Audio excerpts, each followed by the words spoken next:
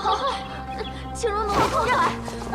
皇后，皇后，请容奴婢痛传。皇后金安。魏姬，本皇后是来送糕点给皇上的，你让开。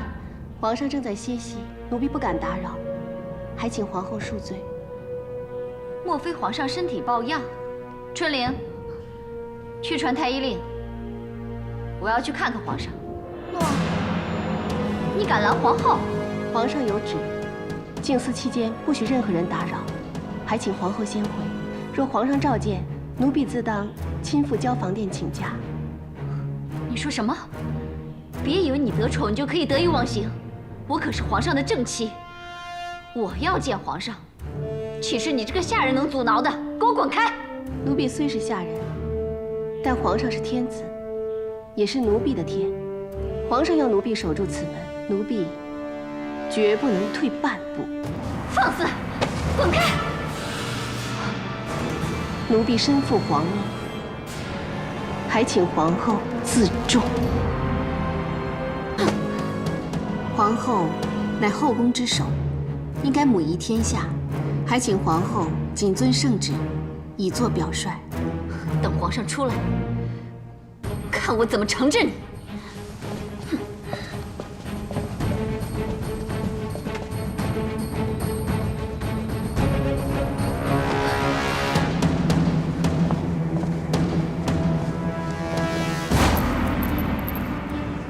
皇上是天子，也就是奴婢的天。皇上要奴婢守住此门，奴婢就绝不能退一步。奴婢身负皇命，请皇后自重，谨遵圣旨，以作表率。你的女儿，堂堂大汉的皇后，刚才就被他挡在他的门外。你叫我忍，结果我却如此受欺负。你是不是说皇上在兰陵殿闭门不出，连你都不肯见啊？那很好啊。好？怎么好啊？皇上只顾着和那个小贱人同乐，连见我一眼都不肯，还吩咐那个贱人来挡我。这才好啊！真是天助我儿啊！皇上留在兰陵殿不出，越久就越足以构成魏姬魅惑圣上之罪。哼！莫西王下，褒姒灭周，女子祸国，素来是历代皇帝甚为忌防的呀。母亲说的是，这件事情要是让祖母知道，看他怎么收场。哎，你可先别着急，还要忍啊！你现在只管好好孝顺祖母，侍奉在侧。再过几天，让人看看哪一个是贤德皇后，哪一个是妖媚姬妾。到时候祖母自会为你做主的啊！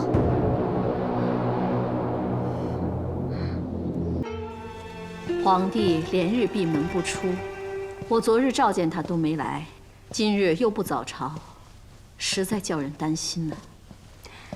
皇上心正受阻，应该只是一时之气，所以才会。一时之气，过这几天也该闹够了。禀皇太后，马车已备好。走，去兰陵殿。女儿啊，你一直和皇帝亲厚，魏姬又是你一手提拔的，你要想办法把你弟弟劝出来，否则这事让你祖母知道，后果不堪设想。祖母也是很疼皇上的，只要跟祖母好好说明，祖母她也不会。只怕有人添油加醋。魏姬先前与皇后母女风波不断，我听说这魏姬连皇后都敢拦阻，我倒要看看我这个皇太后去，她敢不敢拦？走。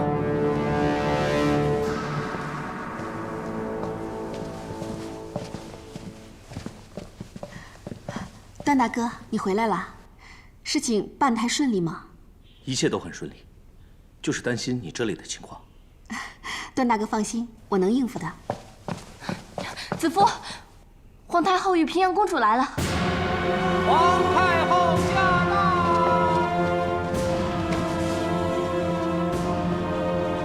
参见皇太后，参见公主。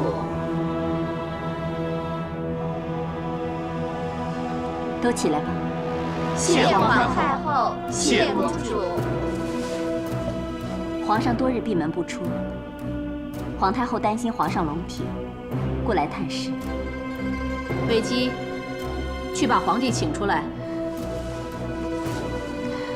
请皇太后恕罪，皇上不想见人。皇帝连亲母都不见，还是你不让皇帝见？请皇太后恕罪，奴婢不敢。魏姬，宫中谣言已起，说皇上沉迷声色，荒废政事。如若事情闹大的话，只怕会玷污皇上英名。皇上并非沉迷声色，只因朝事不顺，心情烦躁，才会闭门静思。还请皇太后、公主明察。皇帝既是心烦国事，平阳，你进去替亲弟分分忧。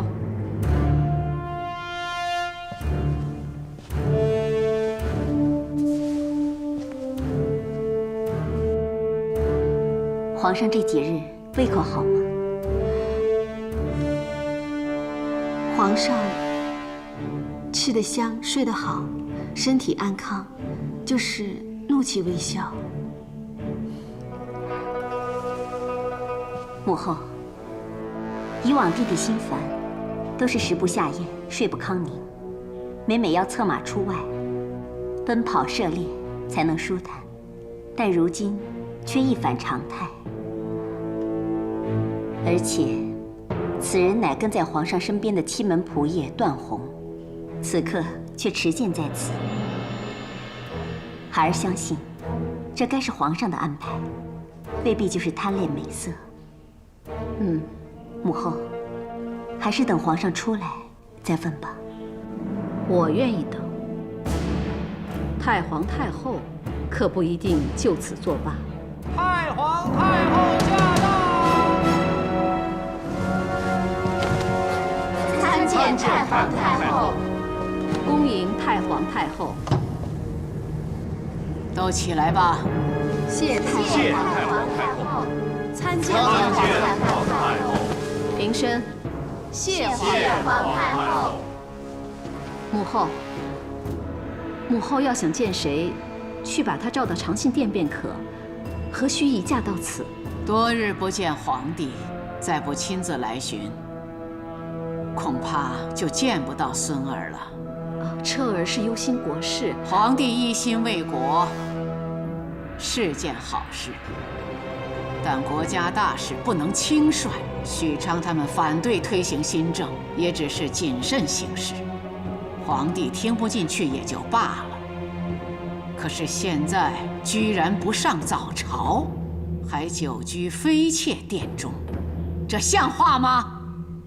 娇儿，你亲自去请你夫君出来，和许昌等众臣子当着哀家的面好好聊聊国事。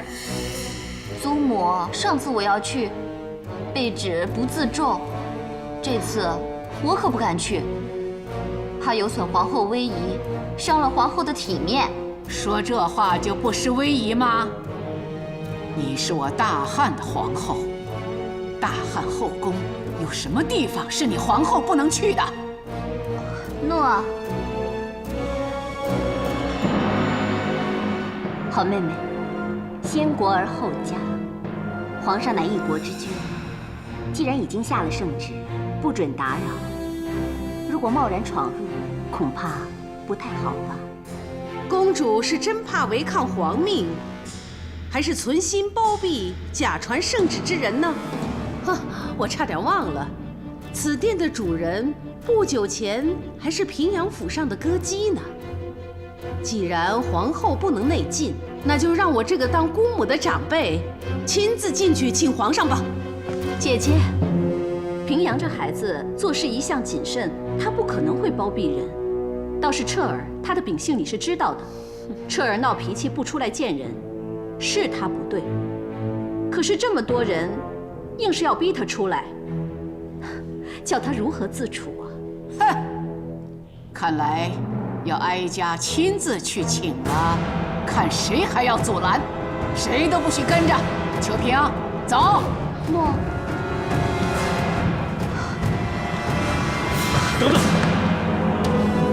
哪来的拦路狗，竟敢冒犯太皇太后！西门仆夜段宏，奉皇上圣谕，阻止任何人进入兰陵殿内室，强闯者斩。圣谕，你知不知道此乃皇上的亲祖母？就是皇上亲临，也需称臣服命啊！啊！无论是谁，臣识君之路，只知死守军令。好，你既然一心求死，哀家就成全你。来人，在，拖下去斩了。够了！求太皇太后开恩呐！段仆夜确实奉了皇命，并非存心冒犯，求太皇太后开恩！求太皇太后开恩呐！你这个妖女，迷惑皇上，还假传圣旨！来人呐，将魏姬一并拉去处斩，通通拉下去斩了！太皇太后！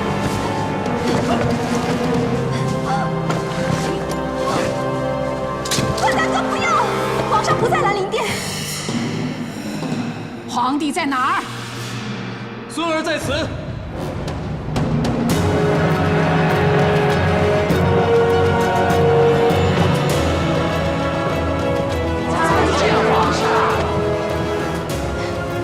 都起来吧。是皇上。太皇太后金安，皇太后万安。太皇太后，孙儿离宫，亲自去了河南，查吉案开仓之事。既是查案，光明正大，又何必故弄玄虚？彻儿啊，这到底是怎么回事啊？苏母母后，河南太守陈器告急案，擅发军粮，孙儿深觉不妥，但不想奸臣有机防范，只有假以闭门，暗网查查。朝臣指急案，擅发军粮，引致军心不稳，所以孙儿执意到边防查查，却发现李将军。臣在。你来说。禀太皇太后、皇太后，臣带兵镇守边疆多年，多是本郡征粮，甚至兵将自耕，从未动用荆棘3禾粮草。河南太守陈器诬告急案，其实是记恨私卖储粮，谋利不成，却罔顾受灾百姓的性命。孙儿已把如此奸佞之徒就地正法了。杀得好！另外，路上查知，济川王刘明称上贡之物受损不能缴，其实私相授受，更杀害欲告密的中尉。孙儿深知祖母仁厚，不忍杀宗族子孙，故派段宏传旨，废弃王位，贬为庶人。不孝子孙，死不足惜呀！难得皇帝仁德宽厚啊！孙儿先前出外视察，也知道有官员以权谋私，没想到狂妄至此。如今终明白陈器等人为何陈词激昂，反对新政，原来是怕心智之下难以与官员疏通，无法中饱私囊。孙儿此次要还吉案公道，更要推行新政，严查所有郡国官员的贪赃之事。太皇太后，陛下，臣等定当尽早商定新政细节，也商讨一下将来军饷的运送。朕觉得，由金鸡供应军粮，免地方重担也是好事。李将军，就请你与众卿下去好好商议。臣等告退。急案留下。臣在。段宏。臣在。魏姬。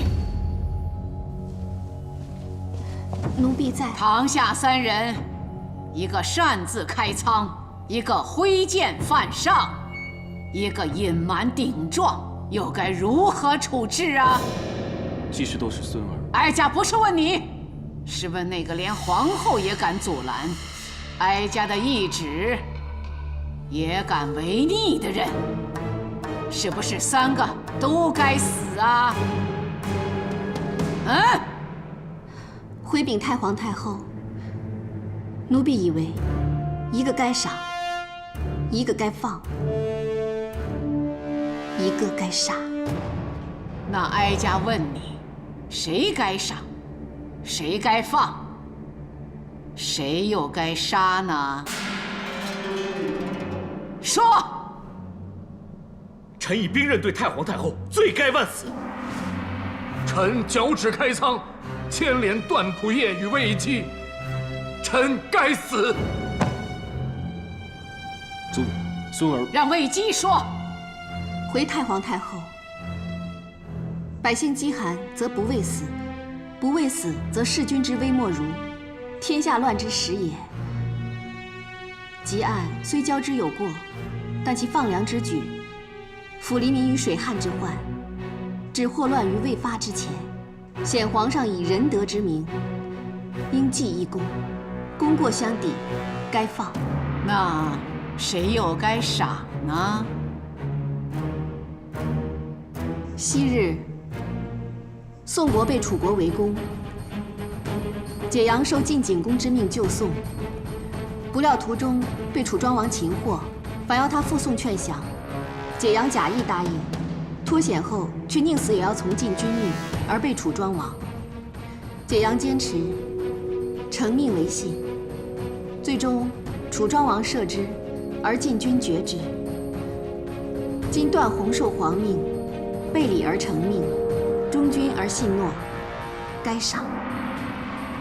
那该杀的，就是你了。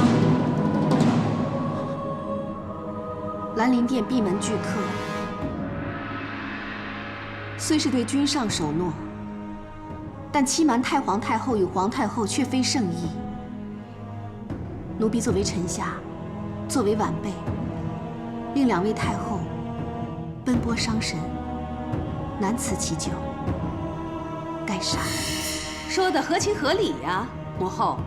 如此说来，汲黯是该放，段宏是该赏，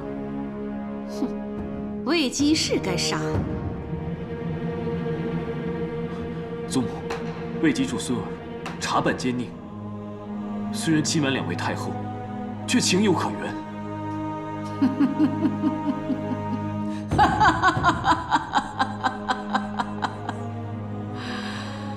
好一句情有可原呐！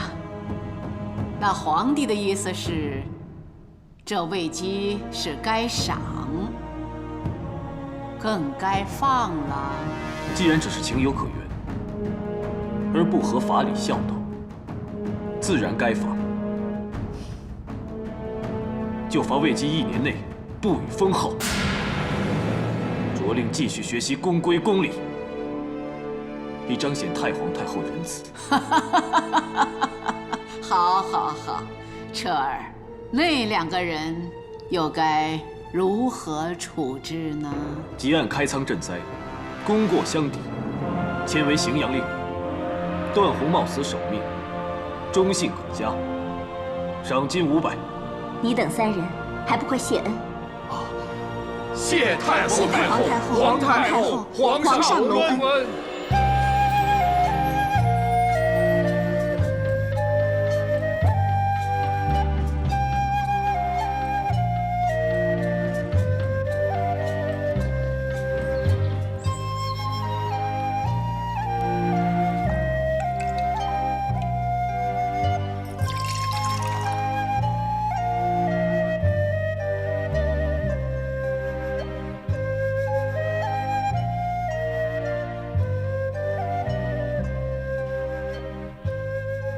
温凉恰宜，果甜浓郁，酒香四溢。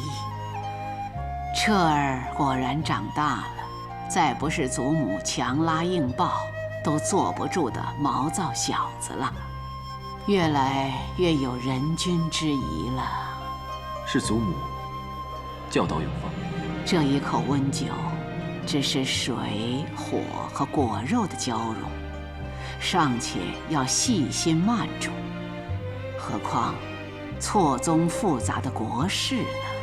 祖母是指孙儿处置以权谋私的陈气和刘明太过分。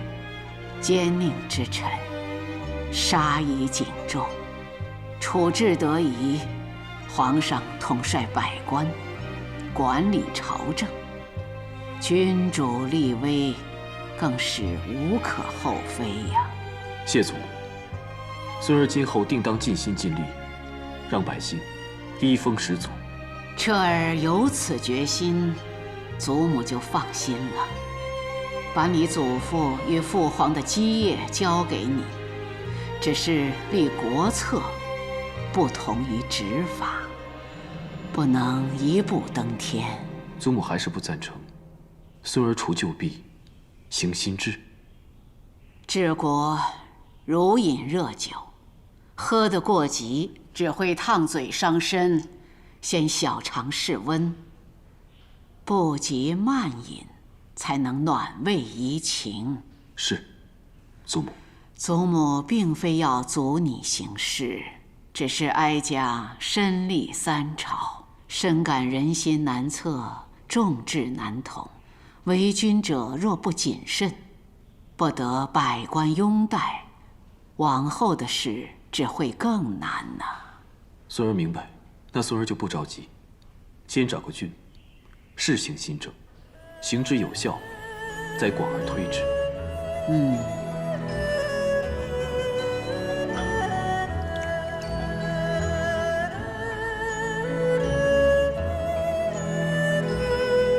这酒真是越饮越香醇了，酒好，心情就舒畅。哀家倒是颇想听听曲儿了。来明，在。备琴。诺。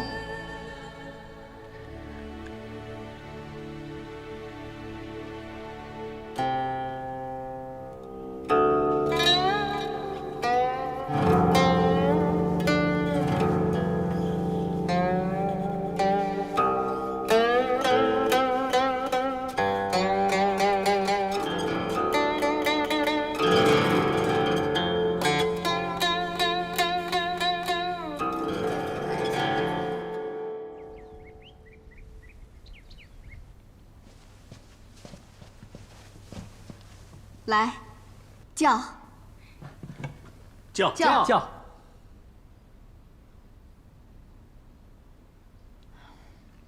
这几天我一直在嘀咕，怎么不用我进寝室？皇上既然在，收拾整理不是更需要用人吗？哎呀，原来是这么一出戏呀！说明你这个人信不过，怕你知道了会坏事嘛。你又信得过？你又知道皇上一直不在吗？是我不好，是我不好，是我害大家惶恐不安了。子夫跟段大哥这次能够平安回来，大家就应该好好的、开心的庆祝。今日能够庆祝，最要感谢的是段大哥。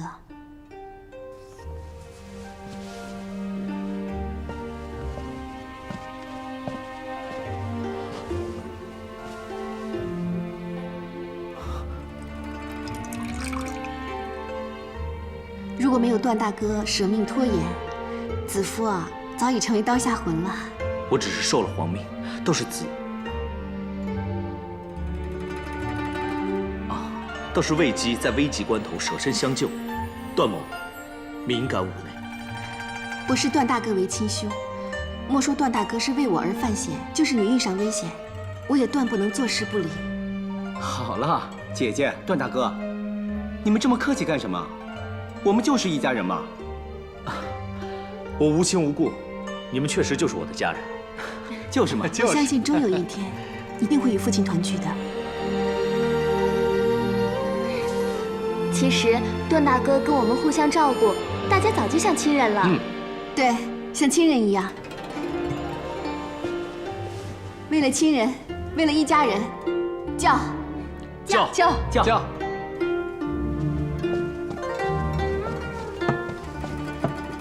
魏姬，皇上召你现在到飞长殿见驾。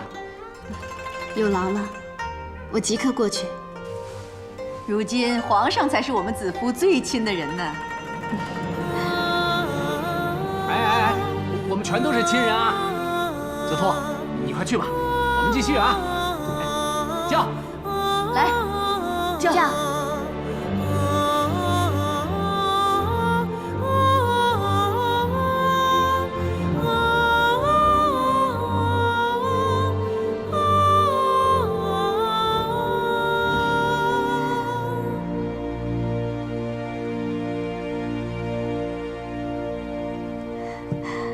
虽然暂时没有正式封号，但喝过这杯酒之后，你我就是夫妻了。陛下怎么能这样讲？陛下的正妻是皇后。皇后，名分上确实如此，可在朕心里的是你。当初叫你闭门拒客，实在是迫不得已。当时朕一想到你会为这事免不了受些罪。这怎么算是受罪呢？你几乎连命都丢了。可陛下不也赶得及回来救我吗？看，我完好无损，丝毫无缺。子夫啊，在我心中，不管名分如何，你才是我相知相交的妻。皇后是皇帝的正妻，而你，但愿与你放下身份，做一对朴实绵长、互相扶持的平凡夫妻。朕出宫体察民情时，见到有老妇将罗英视为珍宝，舍命相护。细问才知，民间视此物为女子出嫁的象征，我就命知事做了一条送给你。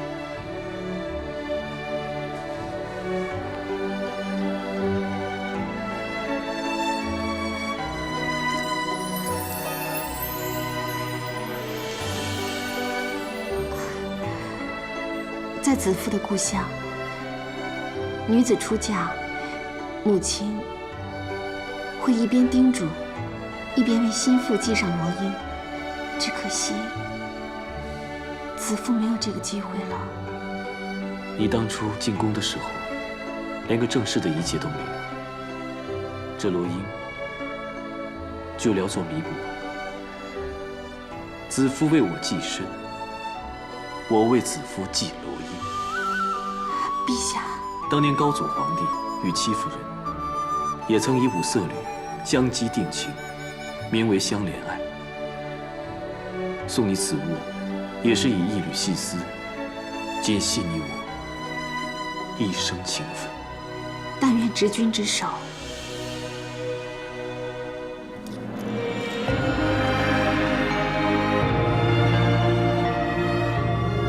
扶持到老。如今朕内有贤妻支持，祖母信任，外有段宏吉案等忠臣守护，朕定要有所作为，不辜负你们的舍身相助。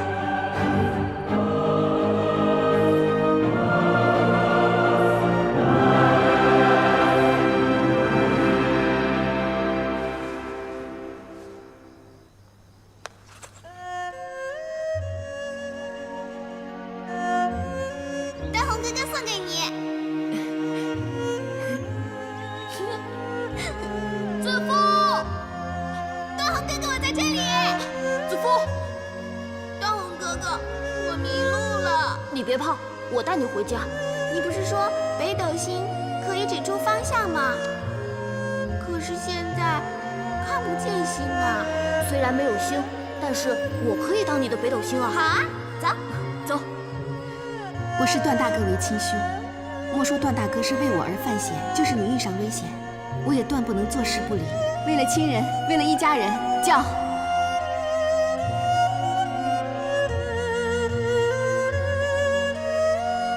皇上驾到！参见陛下。免礼。谢陛下。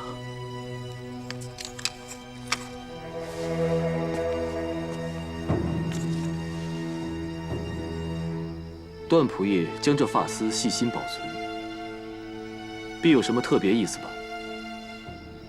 莫非又是什么民间习俗？是。民间习俗还真不少。看此发丝，有粗有细，非一人所有。难道是与夫妻情缘有关？是男女定情之俗。你将此物随身携带，想必它的主人是你朝思暮想之意中人。到底是谁？是臣数年前戍守边关时认识的女子。我俩相好，便按当地习俗结发。是关外的习俗？啊，既然牵肠挂肚，连结发都放不下，那何不结成连理？你是朕的忠贞之臣。朕为你赐婚。不，臣不敢。为陛下死忠，乃分内之事。何况那女子已嫁作人妇。想不到你如此痴情，念念不忘已做他人妇的女子。往事已矣，朕替你好好留意，物色个好女子。谢陛下，臣已无心情爱，求陛下也别放在心上。看来那女子伤你伤得很深。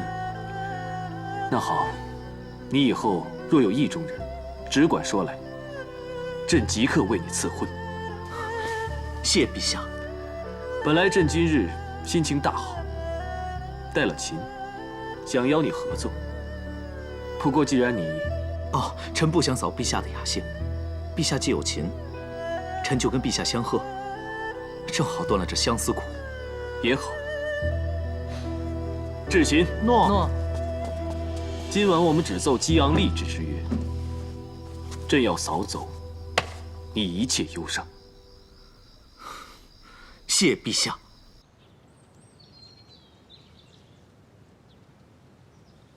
叫你来，是因为太皇太后赏赐了这上好的菊花露，想让你也尝尝。谢太皇太后，谢皇太后。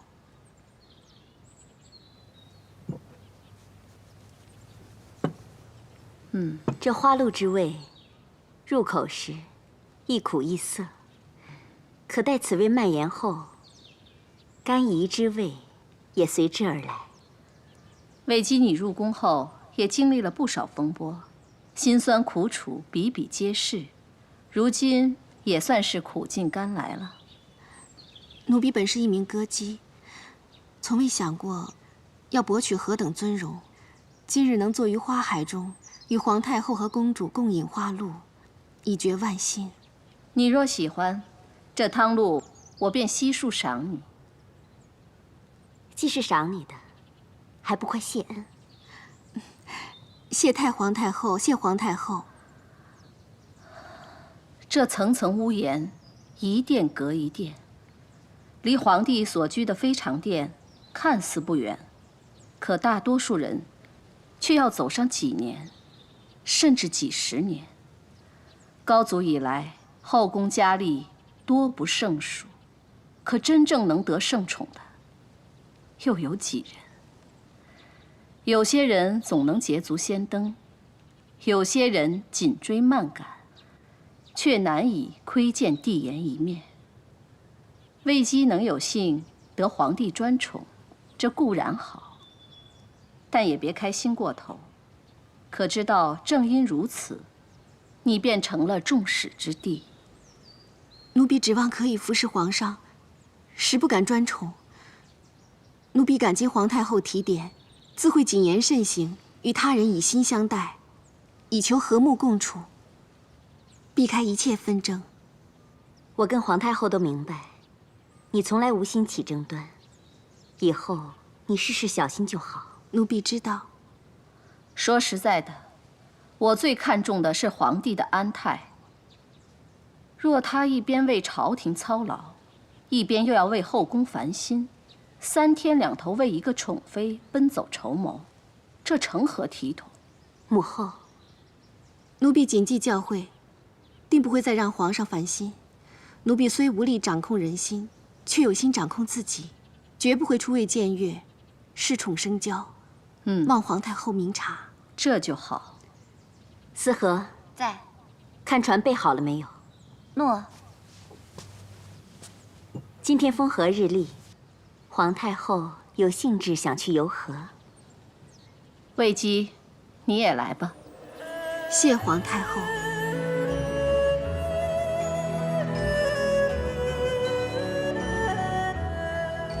母后与子夫同坐而已，登船游湖，还赐了祖母赏的花鹿。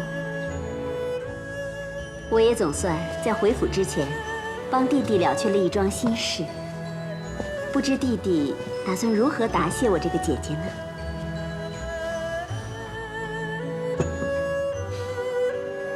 姐姐为我劳心，我自然是要谢的。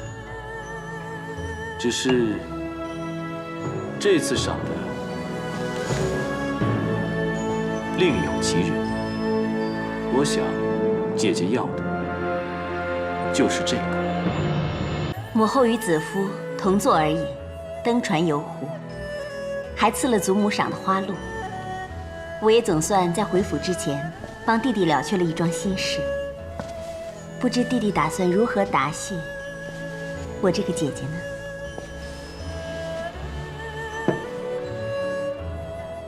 姐姐为我劳心，我自然是要谢的。只是这次赏的另有其人。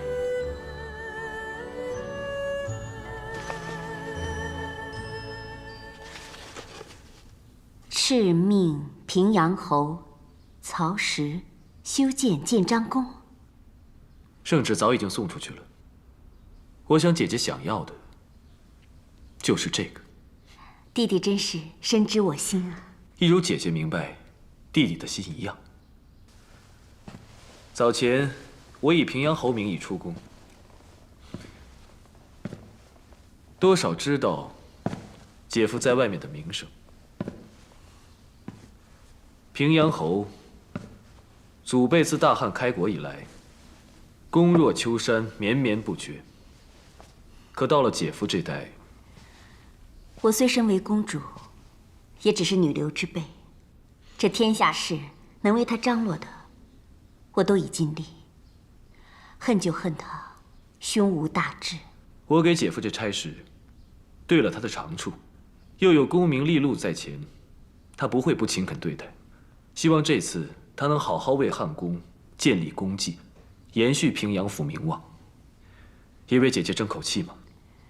你这个姐夫，也就懂这亭台楼阁、水榭轩廊之事。弟弟用心良苦，姐姐真不知道说什么好。请受姐姐这一礼。哎，姐姐别这样。姐夫好，便是你好；姐姐好，弟弟就安心了。对了，子夫的弟弟卫青不正在建章宫任职吗？他出自平阳府，而且熟知你姐夫的脾性，也算精明能干。不如让他也参与其中，也方便替你姐夫办事啊。我也觉得他不错，就让他协助姐夫吧。弟弟只见过他几次，便觉得他不错，分明弟弟是爱屋及乌。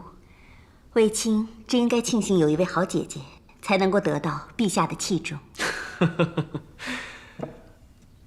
我不是也有一位好姐姐吗？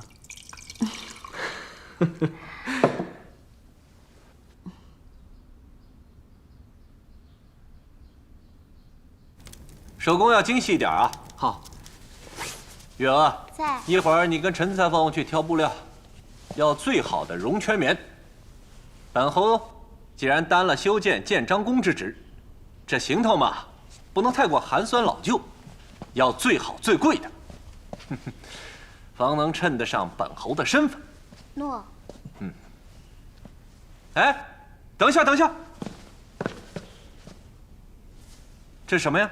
啊，这种有缺口的枣也能端上盘来？平阳侯是皇上器重、委以重任的，侯府一事一物都要精致完好，才不失威仪。奴婢知道了。我将要去建章宫办事，不免忙碌。你们如此怠慢，全部机灵，如何替我侍奉好公主啊？啊，郡侯，郡侯，公主回来了，是吗？哎呀，太好了！你们去打扫别的地方吧，我待会儿再去查验，不能有一点灰尘。出去吧。诺。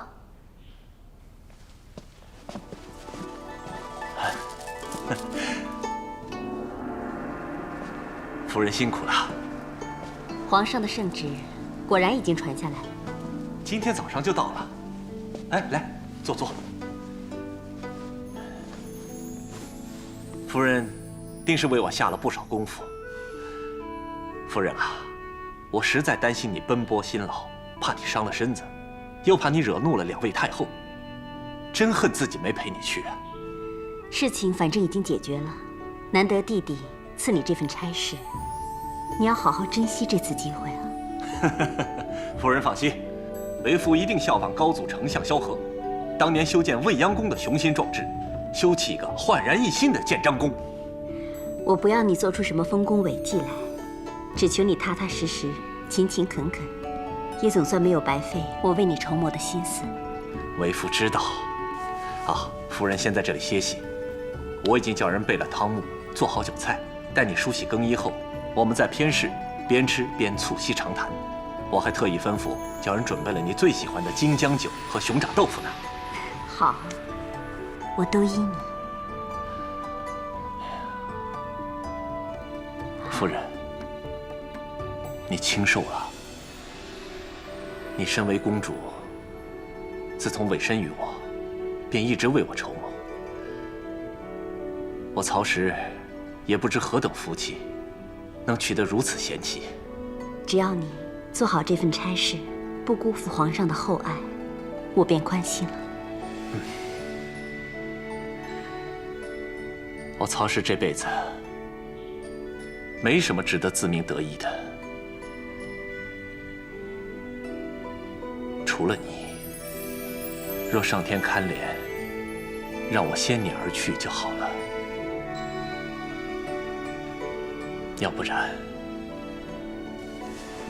没有贤妻，怕我曹石也独活不了了。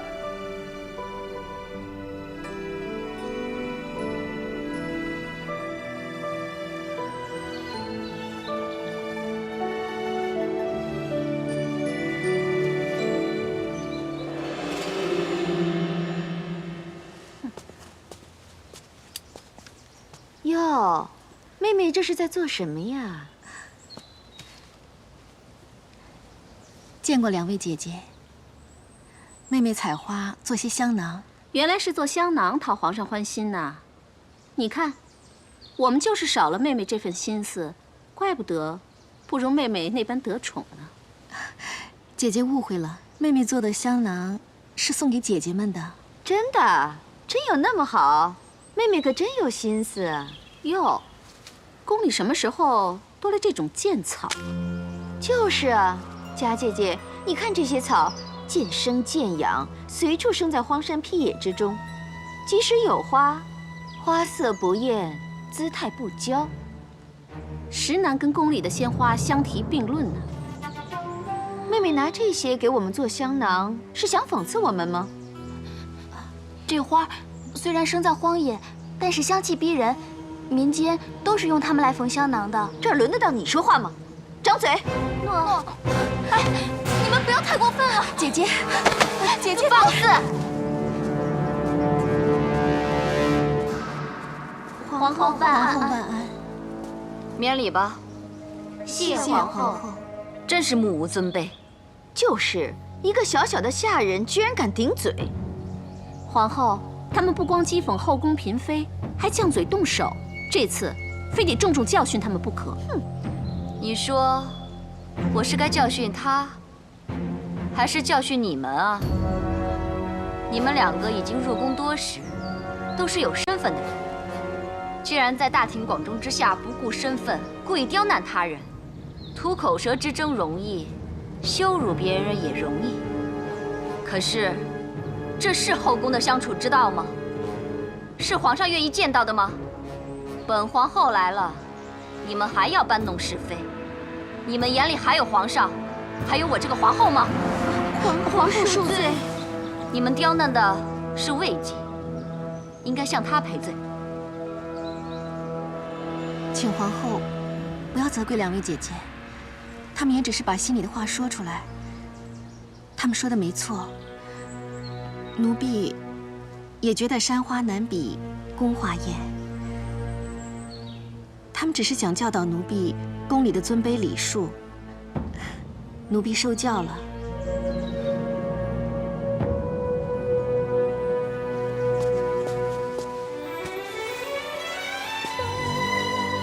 奴婢只求与大家和睦相处，结姐妹之情。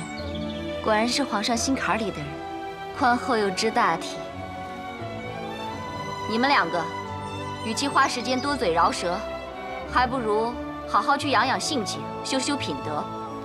臣妾谨遵皇后教诲。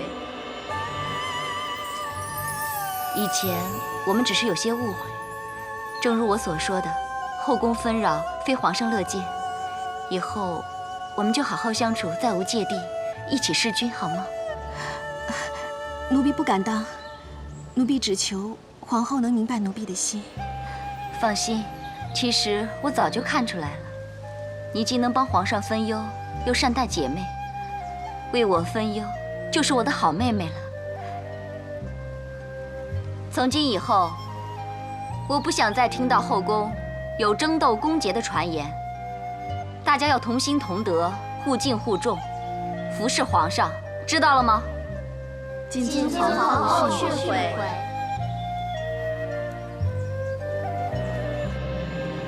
哎，过来过来，啊，来过来过来，放这儿啊。嗯，小心啊。知道了。母亲，啊，这些全是皇后送过来的，没想到吧？佳儿，礼物都可以照单全收。嗯。只是食物嘛，我可就不敢吃了。谁晓得里面有没有？你不要命啦！易叔叔，易叔叔，没事吧？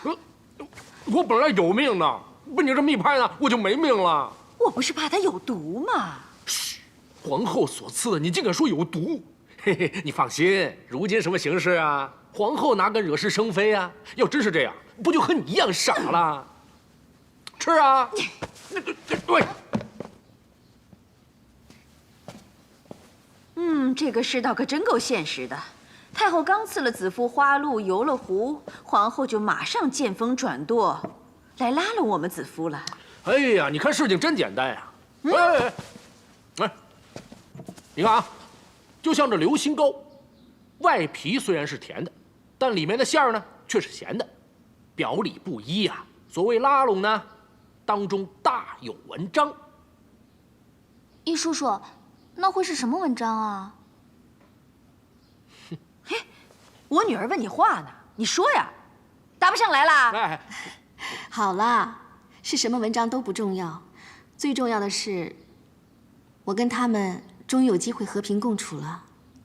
我相信假以时日，诚心以待，他们会接受我的。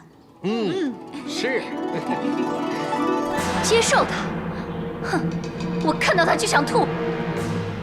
我堂堂一个皇后，竟要讨好一个佳人子，还要以姐妹相称。如今连太皇太后、皇太后都对她另眼相看，我们怎么好再从中作梗？那些环差耳道也很贵重，真是便宜了他。如今你跟皇上之间的隔膜渐深，你就不得不忍上加忍啊，娇儿。想不到这个贱人如此有心计，先是肝胆、狐媚妖姬这污名，一个翻身，原来是替皇上办事。还一副委屈可怜的样子。功他全领了，我输得好不甘心啊！要论输赢，现在也太早了。他既然故作大方得体，你就要好好利用啊。现在他就是带你回到皇上身边的小舟，你暂且当他是一条船，用完即弃不就成了？可是我一想起他那故作善良的模样，我就觉得矫情。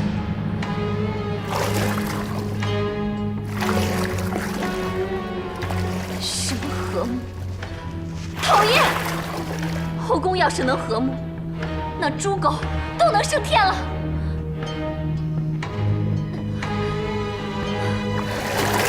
哎，下去！母亲，好痒啊，越来越痒，我受不了了。哎呀，这玉燕粉是薛御医祖传的秘方，韩嫣说当年曾轰动民间，让不少本来无所出的都能怀胎，十分的有效。可是母亲，我真的受不了了，太痒了。哎呀，就算受不了了也要忍啊！你若真的想把它压下去，现在就只有一个字：忍。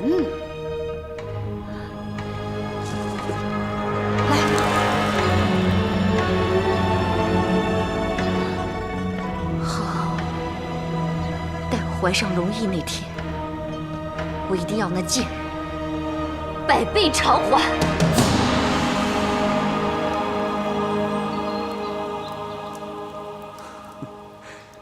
你在画上贴上这些雨点是什么意思？望陛下雨露均沾。你就是喜欢将我推给其他人吗？浇花翠叶得成雨露，才能开得艳丽，宫中才能美景长存吗？我知道你识大体，可我也不想你心里难受。不会的，子父只想宫中和睦，这样陛下才能真正无后顾之忧啊！贤惠如你，怎会不叫人动心？即使雨露均沾，满庭花轿，我还是想让你知道，我也只会祝你一株幽兰。启禀陛下，皇后求见。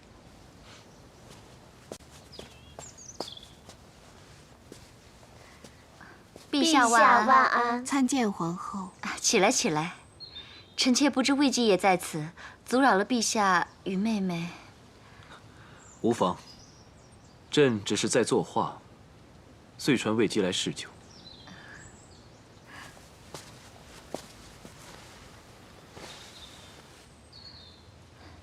这里繁花似锦，难怪陛下有此雅兴。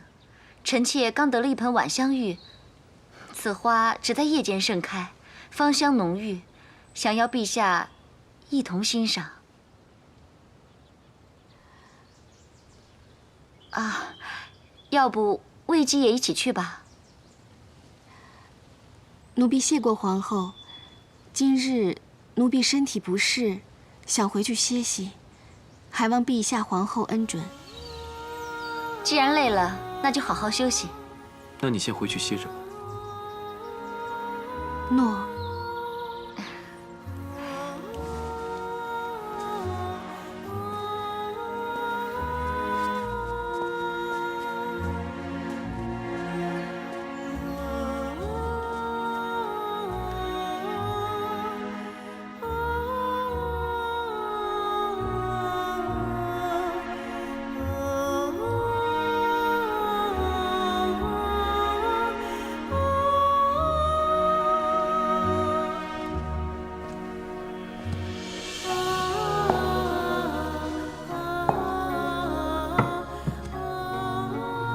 看着皇上和他人而去，心里很难受吧？不舍是有，没有难受。刚才卫青来过了，提起你们母亲的寿祭，说今年兄长姐姐们回长安，问你能否相续。没想到，这么快1年又过去了。去年就没赶上，那今年……自从我们一家分散各地，每年就盼这一天，与兄姐们共聚天伦。你就别想那么多了。深入宫门，哪是说出去就能出去的？可是我真的很挂念他们。子夫啊，去年出不去是因为皇上不在，可今年皇上在宫里，而且他现在还这么宠你，这么疼你，只要你跟他求情，他一定会让你出去的。说的也是啊，我常占帝宠，已经惹来不少怨怼，岂可再恃宠生骄，坏了宫中的规矩？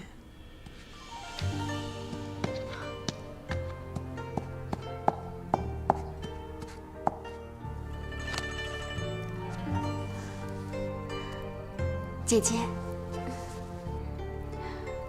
我这个好，香气浓郁，是桂花香，真不错。我这个才好，颜色鲜艳，是芍药吧？我最近啊，总觉得头痛眩晕，目赤肿痛。有了你这菊花香囊，散风清热，看来很快就会好了。你们手上的都不及我这地黄香。是啊，皇后何等尊荣，就只有地黄香才能相称。好香啊，好香啊！你这个是吗？这里好热闹啊！参见陛下。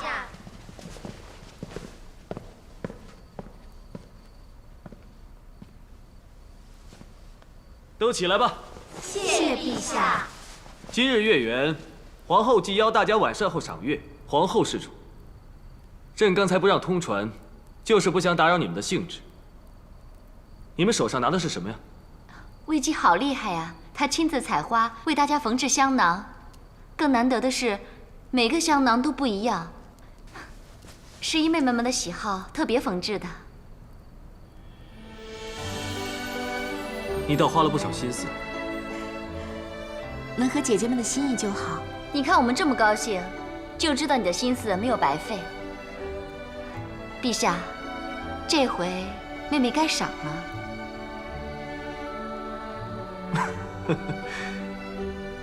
那皇后认为该赏什么？只怕金银财宝入不了妹妹的眼。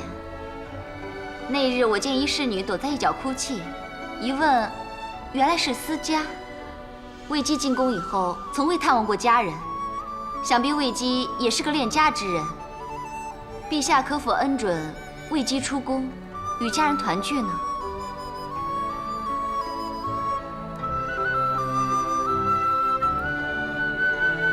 不可，毕竟她还只是家人子，不能因为她破坏了宫里的规矩。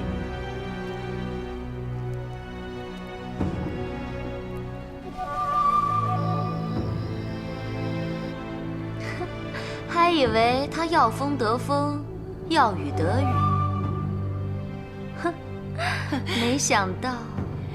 这比起你等他出宫以后，由你趁机独占皇上，还要更加让人宽心啊！可不是，皇上回绝他的时候，他那不可置信的表情，哼，我想想就开心。娇儿，你也别太放心了。皇上这么回绝他，倒不太像平日的皇上。哎，会不会？皇上始终是皇上，怎么会专宠一人？等过些日子腻了，自然就会换人。可是皇后始终是皇后，她说过不会离弃我的，这诺言看来真能守下去。当然希望皇上能够信守诺言，但你一定要怀上龙胎，生个皇子，这样你的皇后之位才能更加稳固。我知道，母亲，这玉燕粉好像越来越痒了。这次啊，薛姨加重了配方，药力更强，你可一定要忍。母亲你只管放。那卫子夫看来是朝不保夕，待我有了龙印，看他还怎么风光。好。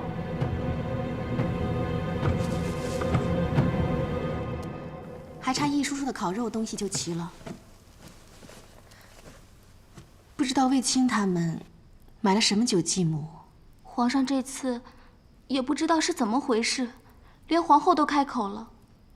他居然还是不许。依我说呀，男人都是一个样，心肠硬，再疼再爱，也只会跟你讲规矩。也不能怨皇上，毕竟他是一国之君，万事都要顾虑周全。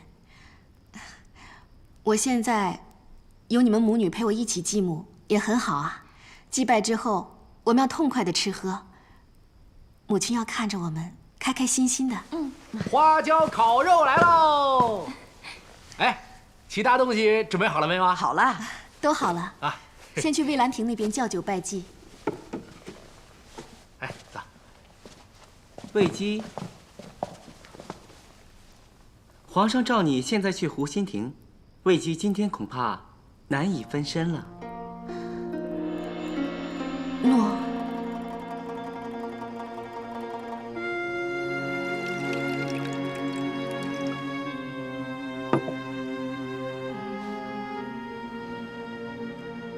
闷吗？不闷。看来该奏乐助兴了吧？诺。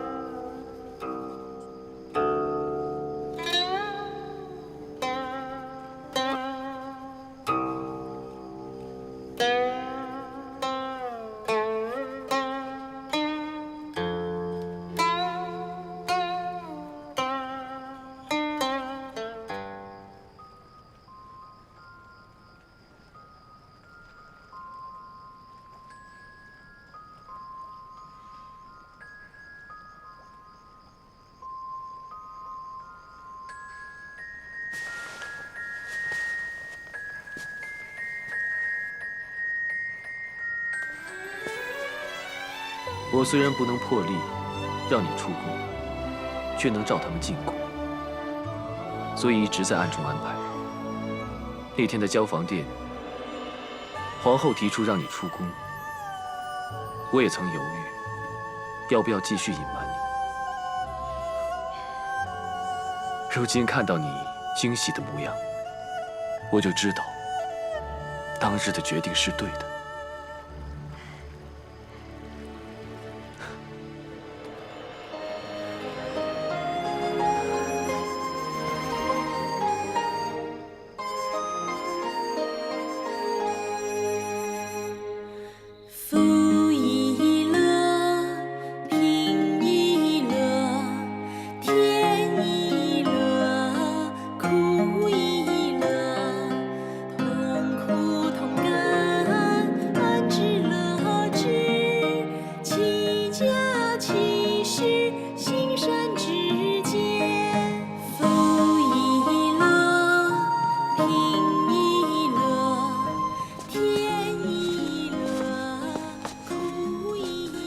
这次你安排得很好，朕要好好的赏赐你。其实臣也没做什么，只是待魏姬离开了，跟懿涵、喜娘说了声，他们就配合布置了。朕不是说这个，若不是你，朕不会知道他与家人一年一聚之事，也不会看到他如此爽朗兴奋的笑容。臣只是偶然从卫青那里得知，向陛下一提罢了。没想到陛下会花这番心思，这番心思值得花。当时朕回绝了让他出宫，看到他那么失望难受的模样，就觉得心痛，几乎都要把事情说出来了。幸好陛下没有说，要不然就没有魏姬现在的惊喜和高兴了。这份雀跃，必永存他心间。这也不枉朕陪他难受多时。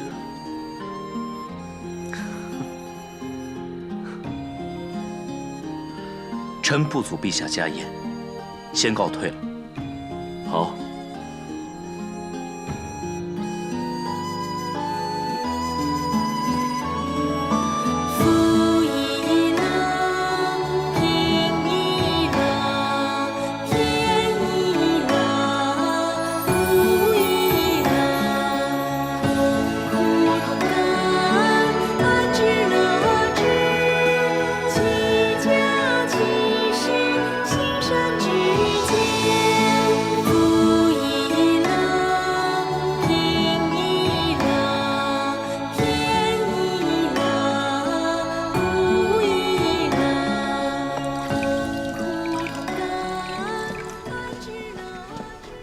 你们别拘谨。今日是魏家的家宴，就当朕来沾光好了。你们就像刚才祭母之后，击乐唱歌时那么畅快自在就是了。朕先敬你们一杯，喝过这杯之后，大家就像家人一样，畅所欲言。谢陛下。谢陛下。好了，都起来吧。叫。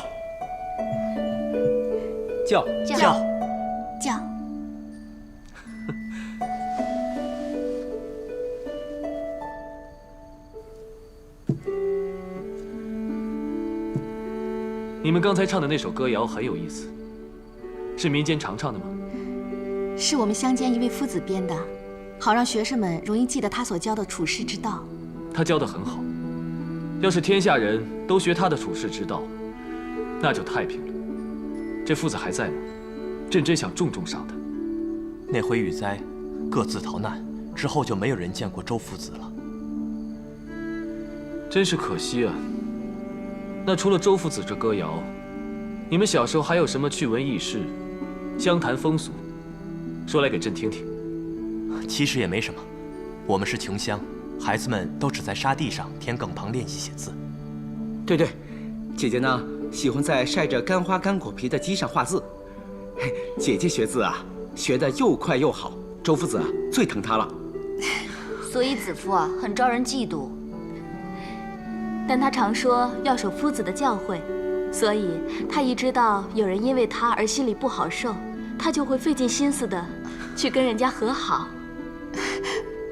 不是要说风俗，怎么说起我来了？这个朕爱听，继续说。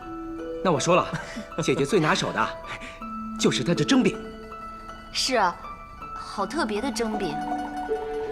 有什么特别的地方？是粉团里加了蒜，所以比较香。快有2年没有尝过子夫做的蒸饼了。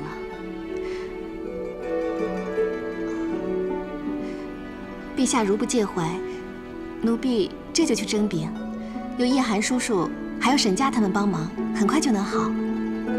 好，你去吧，朕也想尝尝你做的蒸饼。诺。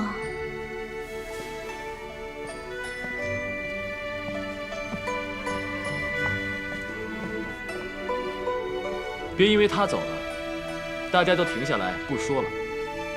朕真的想知道些民间的趣事，继续说。回陛下，我们小时候喜欢放竹筒灯，拿竹做船，把愿望写在上面。这个子夫最爱玩了。对，我们常玩的。可以为人祈福。竹筒灯，朕好像见他做过。上面放花瓣，对吧？没错，还有一阵儿，我们还爱玩结发。结发？参见陛下。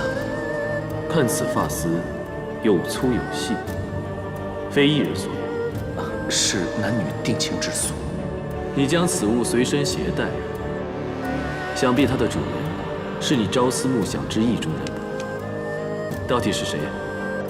是臣数年前戍守边关时相识的女子，不过如今那女子已嫁作人妇。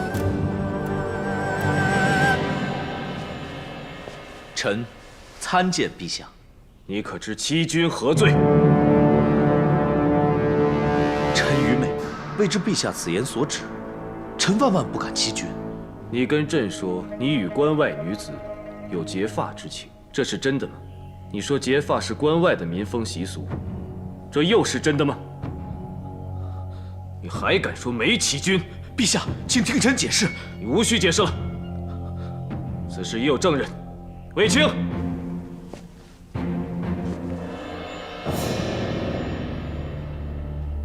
陛下，段宏，你为何要隐瞒朕？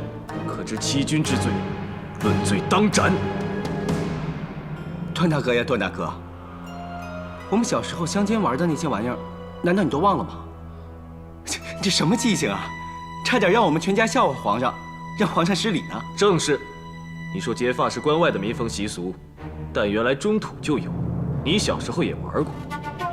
昨夜他们说起结发之事，朕还反驳，你叫朕在人前出丑。臣实在不记得小时候也玩过这种结发游戏，心里只挂记着关外那段情缘。臣没有欺骗陛下的心，求陛下明鉴。朕知道你是把儿时的玩意儿忘了，可朕问你民间的风物习俗，不单是好奇，还真是想多了解民生民情。你若不尽不实，那岂不是……臣罪该万死。若朕就为此杀你，恐怕朝堂之上没人能活了。幸好这次只是在子夫家人面前，若换成是宣誓朝议，让其他大臣指证出来，朕可是英名有损呐。臣知罪。你帮朕安排子夫与家人团聚，朕说过要赏你，那就功过相抵吧。谢陛下。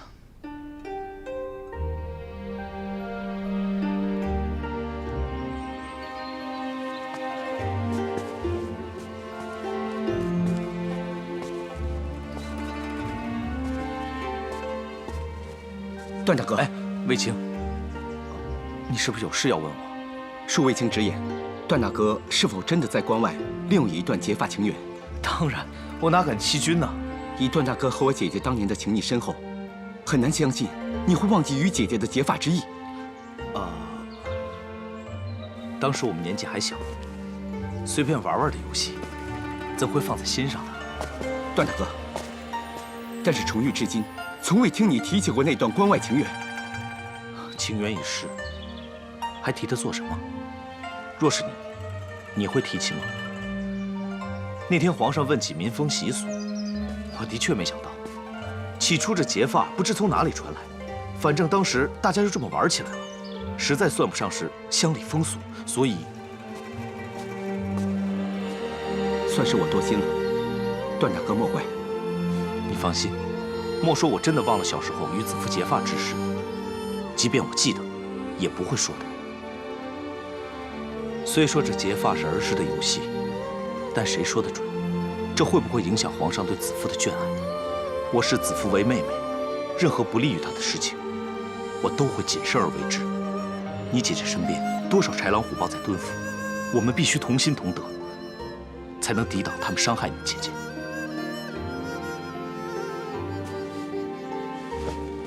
段大哥，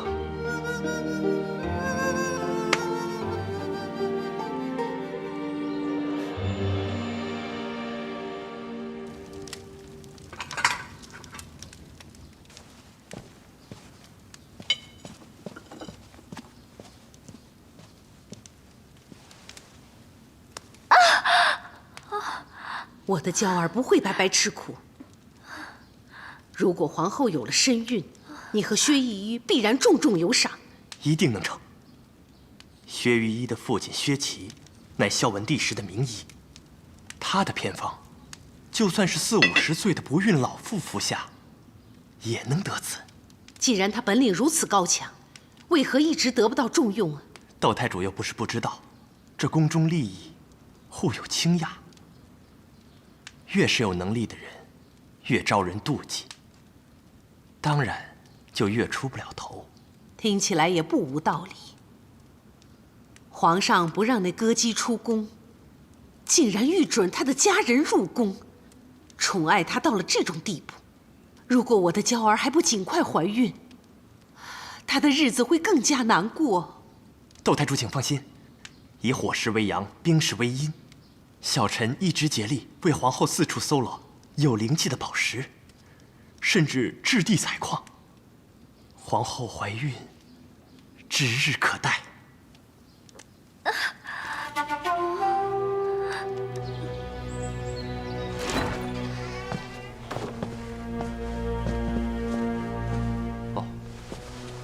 不知韩大夫大驾光临，本侯刚才正商议着公事，未能相迎。韩大夫别见怪哦。君侯肩负着修建建章宫重任，果真是气派了不少啊。既然托了皇上的鸿福，怎好太过寒碜，损了君威。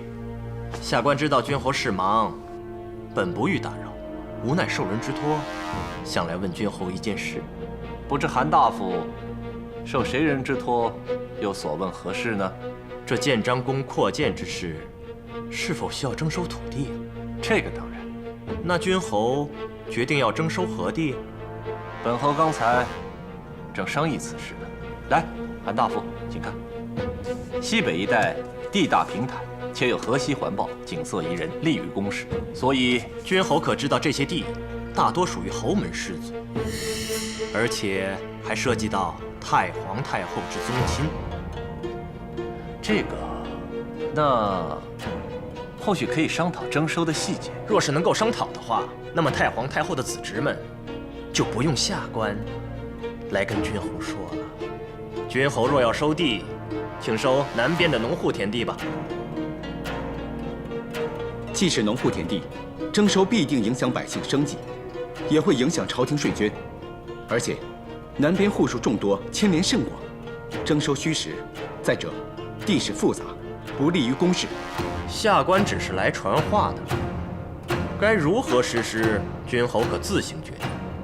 至于后果，也就由君侯自行承担了。既然是太皇太后亲族之地，本侯哪会夺其所好？南方田地虽地势复杂，也许建造起来更有新意呢。君侯果然是处事果断，顾全大局。皇上将此事交给君侯处理，果真是极其妥当的。建章宫扩建之事，是否需要征收土地？西北一带地大平坦，君侯可知道这些地涉及到太皇太后之宗亲？若要收地，请收南边农户之田吧。既然是太皇太后亲族之地，本侯哪会夺其所好？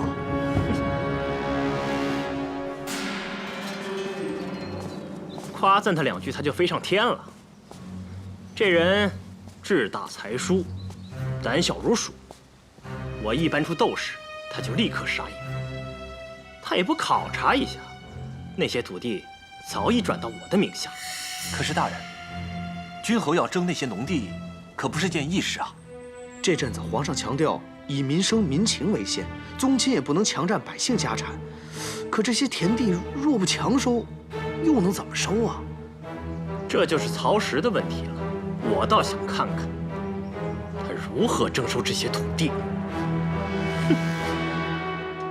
皇恩浩荡，你们的农田有幸征收，作为扩建宫室之用，这可是你们的福气啊！本侯已经为你们向朝廷奏请，给你们优厚的补偿。哎，不行不行，从今以后，大家不需要再干农耕这种粗活，可以转做其他小买卖。君侯，我们历代都是农民，怎懂得做小买卖啊？就是啊，是啊，那就拿了补偿，换个地方继续耕种。去哪儿啊？我们哪儿也不去，不去，不去，我们哪儿也不去。即使人可以走，祖宗山河也不能移啊！这是背弃王宗，绝不能走。这是朝廷决定的事情，谁敢反对啊？住口！大胆小民，想造反吗？听说皇上微服出巡，处处施恩，怎么会逼我们拆祖坟？说不定是你这个狗官要强占田产吧！大胆！郡侯，韦青，把滋事者给我全部拿下，听候发落。哎呀！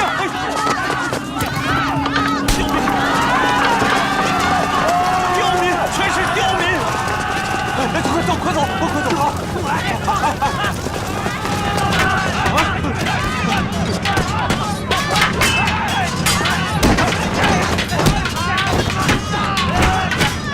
狗官兵，大家不要冲动，会欺负老百姓。快走！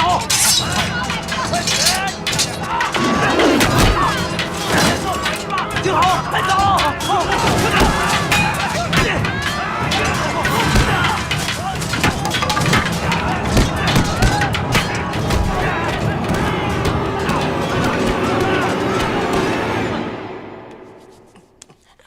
你痛呢就叫出来，你姐姐听不见的啊。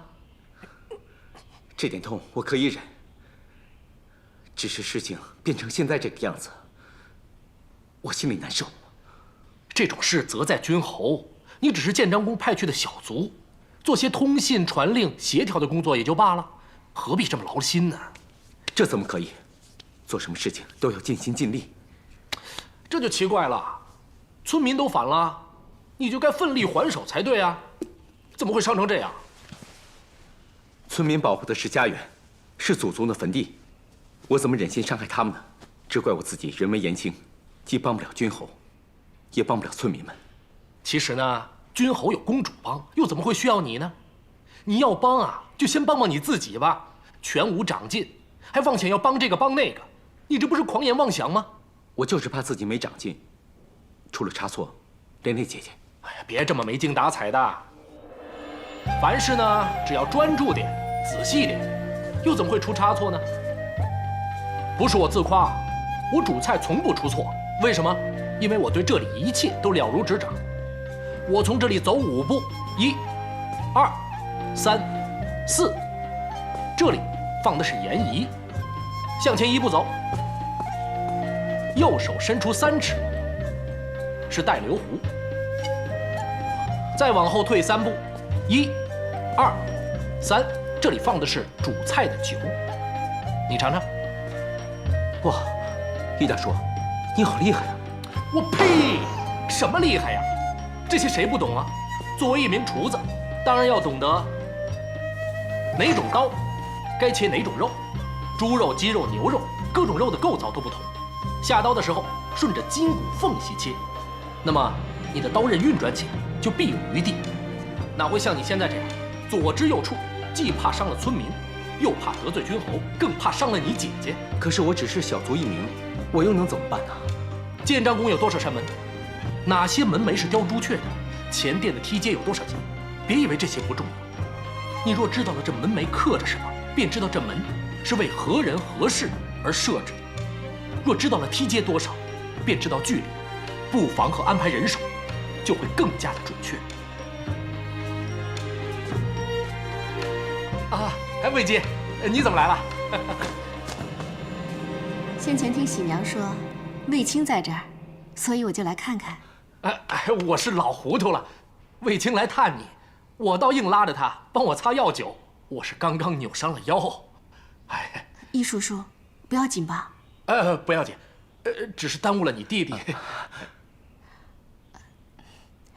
弟弟，你要着急回去吗？是啊，姐姐，我过2天再来看你。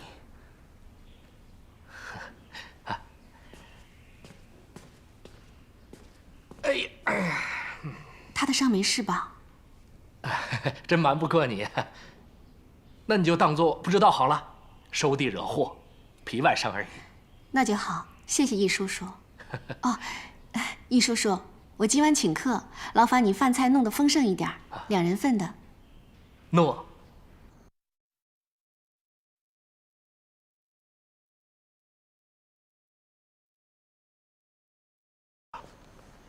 你的客人呢？已经到了。啊？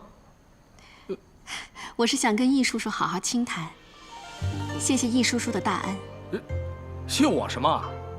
哦，我的好菜不但对了皇太后的胃口，连皇上都称赞，给你赢了不少面子，对不对？易叔叔快坐。啊，是不是啊？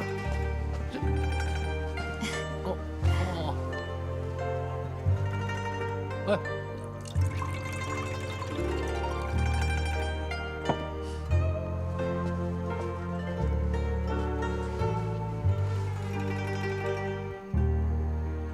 易叔叔，我敬你。嘿，这是我分内的事嘛，你谢什么呢？哎呀，魏姬，你弄得我还真有点不好意思。先饮为敬。魏姬，你这么多礼，我不饮就是不敬喽。我饮。谢谢易叔叔帮我教导弟弟处世之道，就像长辈疼惜后辈一样。哦，原来我和卫青的对话你都听见了。哎呀，其实我只是随便胡说，乱教他，你不必认真的。易叔叔才不是胡说，你说的每句话都很有道理。易叔叔对子夫的大恩，也不只是教导卫青。哎呀，你说的我是越来越糊涂了。当年要是没有易叔叔吐出枣核，让沈家滑倒，我散发相扶，我怎么能够受皇上宠幸？哎呀，我只是歪打正着。如果没有易叔叔送我挂饰，子夫今日早已离宫，又怎会成为兰陵殿的主人？第一次可以是偶然，那第二次呢？总不能说是巧合了吧？自从小时候遇到易叔叔，易叔叔送我不争不显不露这6个字，让子夫一生受用。子夫就知道易叔叔不是普通人。既然易叔叔不承认，那定有你的原因，子夫也不该细问。子夫就当易叔叔是上天派来帮助我的贵人。天意也好，人为亦好吧。魏姬你心善，留在皇上身边是万民之福。这杯我敬你才对。易叔叔过誉了，子夫哪有你说的这种能耐？啊，你没有这种能耐吗？那我也没有你说的那么神妙啦。易叔叔无需谦让，反正一切尽在不言中。尽在不言中。好。易叔叔，让我们今晚多喝几杯，好好畅谈。那我就不客气了。可若是我饮醉了，可不要怪我偷懒才好啊。好。来。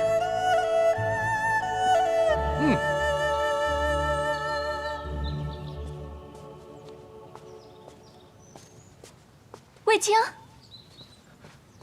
沈家姐姐，弟弟怎么会在这儿？哦，今天君侯本来约了与工匠议事，突然不用我跟去了，所以我闲来无事回来找易大叔请教些事情。那就好，以后闲来无事就多去找他，会有收获的。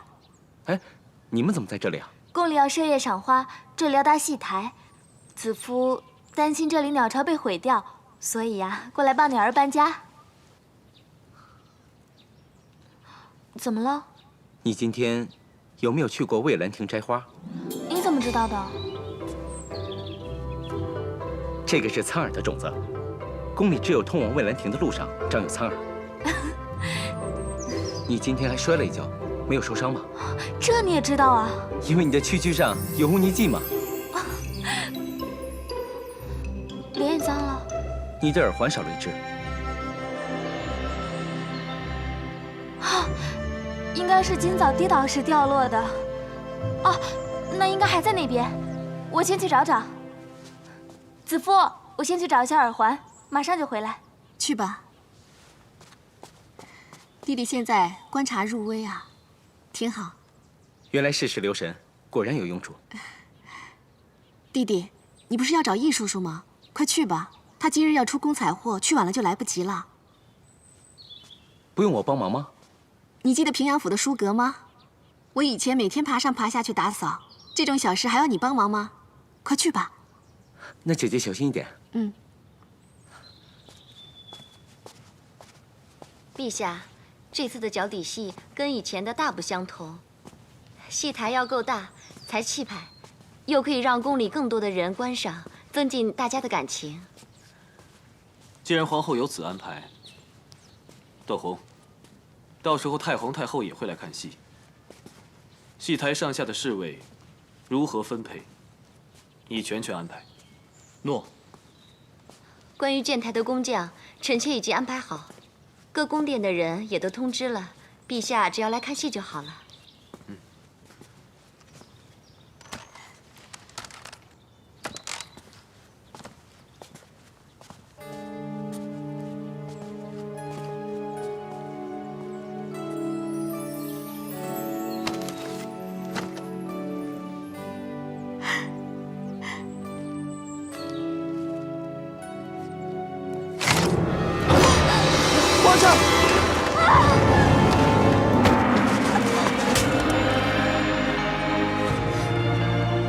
你没事吧？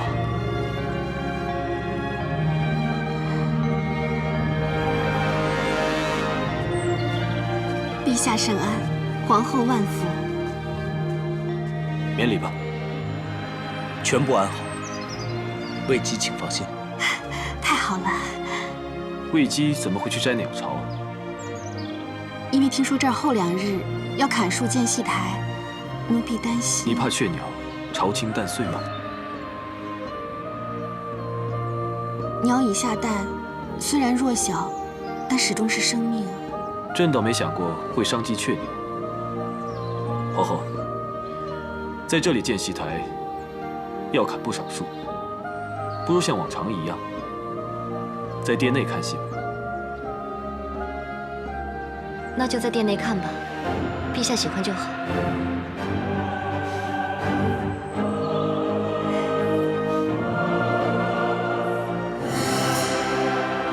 我已通知各宫殿要建台演戏，现在才说不建，就为那雀鸟下蛋，岂不是怪我不能生？皇上还在下人面前甩开我，去救那贱人，让我这皇后颜面何存？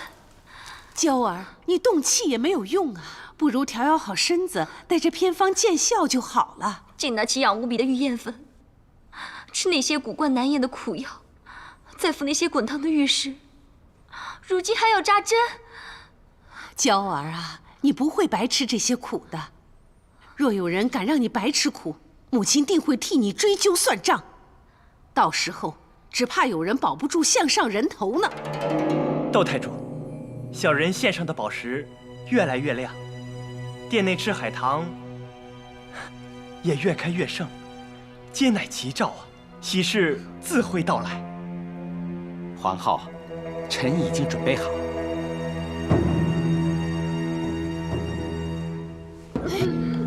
薛御医，给皇后瞧瞧。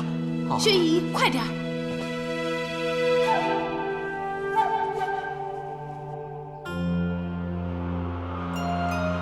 春林，皇后近来胃口如何？回窦太主，皇后近来胃口不好啊。哎，院士来了吗？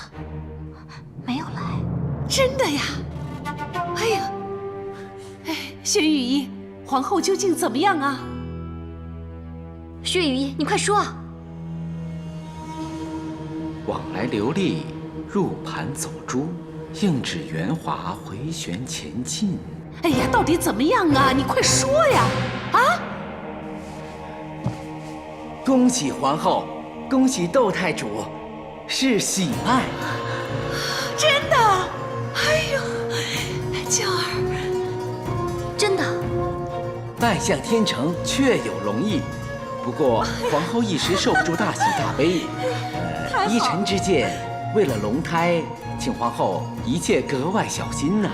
不枉小臣千挑万选，把薛御医找来为皇后诊治，总算没白费心思啊！恭喜皇后，恭喜窦太主！好，好，好，本公主一定重重有赏啊！哎呀，这下你苦尽甘来了，快去禀报皇上和太皇太后啊！哎，母亲，不用急在一时，我已等待多年，终于喜获龙翼，我才不要这么轻易的禀报皇上。唱优们都准备好了吗？禀陛下，这场东海皇宫是大戏，衣服道具颇费时辰，可差不多准备好了，很快就可以开始了。怎么还要我们等啊？不如韩大夫先给我们表演一场。上一次韩大夫唱戏，讨了太皇太后不少的赏赐呢。臣最近得高人指点，学会了别字之术。陛下要是有兴趣，臣愿意献丑。陛下，要不就出个字，让韩爷测一测，就当解解闷儿啊。皇后就是喜欢这种荒诞玩意。今日春季刚过，赏花同乐，歌舞助兴，朕就出一个“享”字，让你测测。享。陛下大喜，这是汉室之福，请受臣一拜。别卖关子了，快说，如何大喜呀？回太皇太后，这“享”字上有屋檐，檐下有口，民之兴衰，丁口为重。口下有子，这是子嗣啊！这响字出自皇上之口，果然是吉兆。臣斗胆断定，在奏后妃之中，必有人也怀有容意。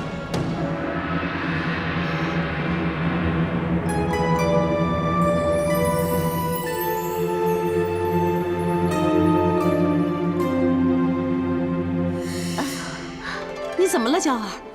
你怎么了？娇儿，是不是饮多了，要回去休息了？其实娇儿近日食欲不振，还常常觉得恶心难忍，头晕乏力，晚上又嗜睡多梦。那是否看过御医？臣妾看过御医，御医说皇后有了身孕，真的吗？是。此等天大喜事，为何不早说呢？臣妾是想等再稳妥些，因为毕竟这是皇上的第一个子嗣，所以还是谨慎些好。来人，速传太医令。恭喜陛下！你这字测得奇准，朕必重赏。谢陛下。恭贺陛下，喜得龙翼。好，不枉娇儿一直小心饮食，调养身子，终可为皇帝添子添福，为皇宫添生气。你们可都要以皇后为榜样，为我大汉延绵子嗣，开枝散叶呀！谨遵太皇太后教诲。本来我以为未姬深得皇宠，必会先有身孕，没想到上天眷佑，给我这样的机会。哎呀，娇儿，你也别太自谦啦。从来子息天地，定是上天福泽善人，佑我大汉，才让你得这龙胎啊！窦太主说的是，的确是天恩浩荡，福泽皇后。恭喜皇后。魏姬说得好，待会儿太医令诊断确切了，你们都有赏。谢陛下。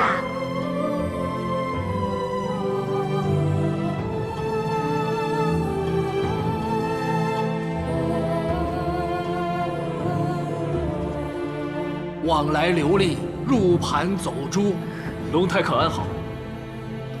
太医令，你可要多为皇后开些进补的方子。皇后现在不宜进补。难道胎儿有事？其实，皇后没有身孕。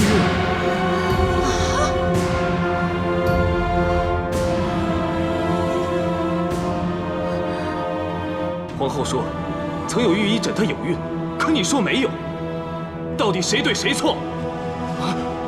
皇后确实没有身孕，而是患了一种颇为特殊的病症，胃气充斥内腑，使上腹胀痛，导致食欲不振、恶心难忍、头昏乏力及嗜睡等反应，症状与害喜几近相同，判断失误也是难免的。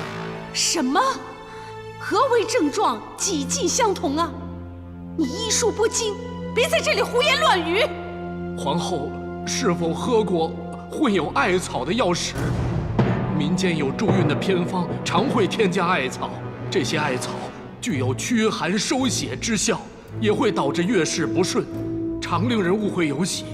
而且御医应该给皇后施过针灸。够了，够了，不要再说了，没有你什么事儿了，退下去。诺。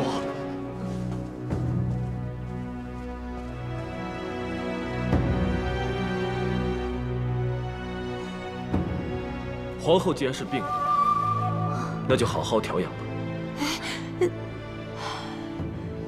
娇儿，不要太过伤心了，你还年轻，来日方长，现在调养好身子，日后一定会有机会的。祖母是不是累了？啊，是啊，今天是的确有点疲累了。那孙儿，先送祖母回宫吧。你们继续看戏尽兴。不过皇后身体不适，也不宜玩得太过。恭送太皇太后，恭送陛下。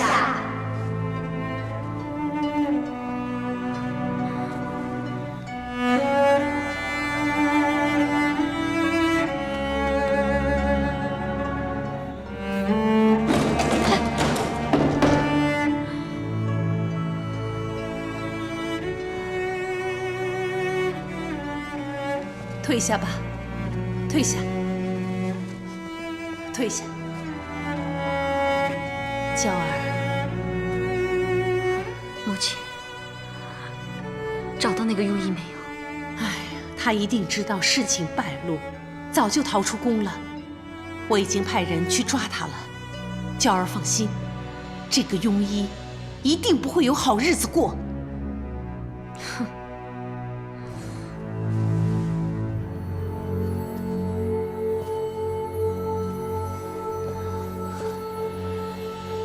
不是跟我一样，还说要扬眉吐气，要风风光光，结果却在所有人面前丢尽了脸。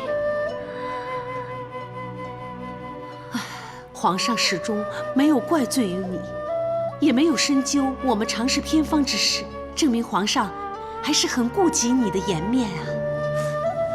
哎，娇儿，我现在还有什么颜面呢？哎呀！那个贱人一定笑破了肚皮，皇上也一定恨死我了。祖母当时期盼的笑颜犹在眼前，大家的甜言蜜语犹在耳边。不管他们是不是真心，我都觉得好幸福，娇儿，好风光。还有那个贱人。阿谀奉承，皇上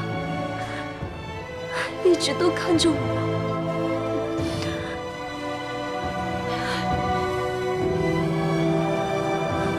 原来都是一场梦。醒了，一眨眼，全没了。娇儿。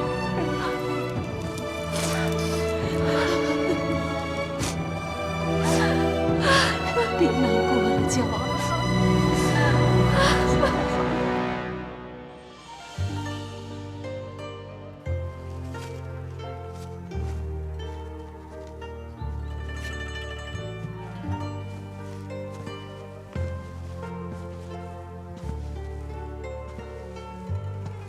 皇后早得龙子，皇后凤体安康，这都是你的愿望？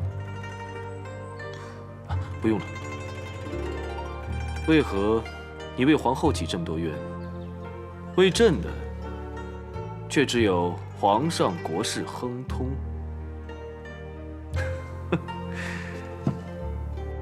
还以为你会说皇后不是，陛下却体健安康，所以还是得为皇后多祈点福。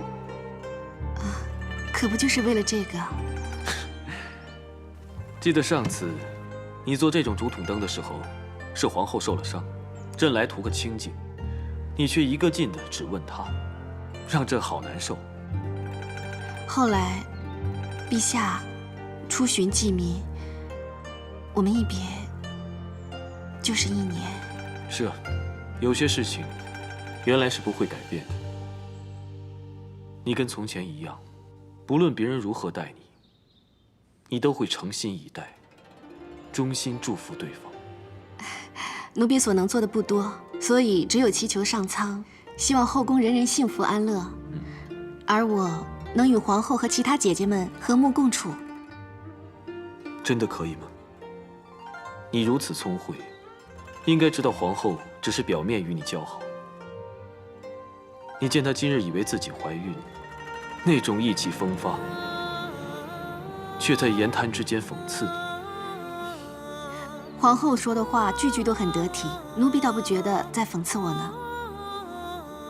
要是宫里人人都像你一样，即使没有孩子，朕起码能心安。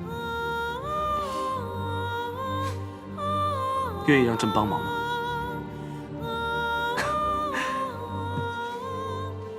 让朕亲自刻一句“子夫安好”，送去祈福。有陛下在奴婢身边，一切自当安好，不用祈福。朕明天又要走了。李广报称边疆有异，朕准备去一趟上郡夫市，亲自查看。那里风沙猛烈，陛下要注意身体。朕倒是没什么，可朕最放心不下的就是你。之前朕2次出宫，你都几乎出事。这次皇后心情又不好，不知道会不会又生出什么事端。慎重起见，朕已命段宏留守宫中，保你安然无恙。谢陛下，奴婢自当做好本分，不会惹皇后烦心。请陛下安心出巡。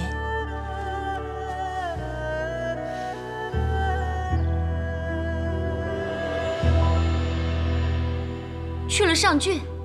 是，突然来的消息，说什么外敌在边关扰乱，伤了些百姓。就这样一声不响的走了，连看我一眼都不愿意。都怪你！小的知错，这回都怪小人认人不清。但是几经辛苦，小人已经将徐庸仪处置了，帮皇后出了口恶气。小人求皇后看在韩嫣从小尽心侍奉皇上，又是和皇后一起长大的份上，饶恕小人。饶恕你？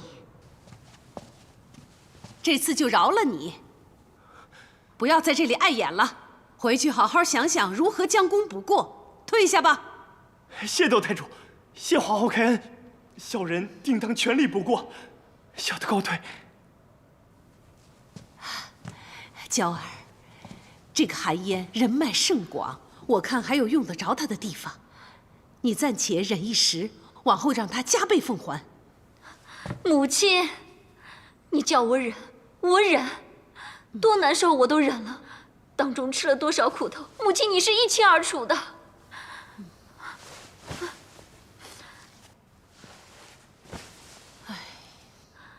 可你看我却落得如此下场，皇上连一句道别也没有就走了。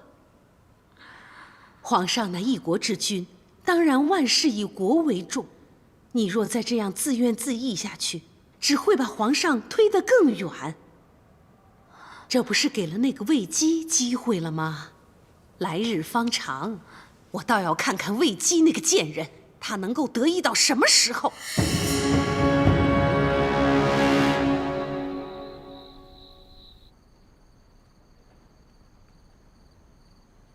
姐姐，姐姐，你没事吧？我们听喜娘说你病重，所以就过来看看。喜娘，你又胡说什么了？你们看，我这不是好好的。可你最近确实是吃不好、睡不安、提不起劲儿。我不过是说的夸张了一点儿。我只是小事。如今要卫青赶来，又让段大哥连夜奔波，若耽误了段大哥的公务或者休息，叫我如何心安呢？皇上命我保护你，你的安危就是我最重要的公务。虽然没有喜娘说的严重，但你的脸色不太好，真的没事吗？我没什么，可能是皇上不在，我总有点担心，所以心绪不宁罢了。还是叫御医来吧。佳儿刚去请了。哦，那待御医来，确定你没事，我再回去。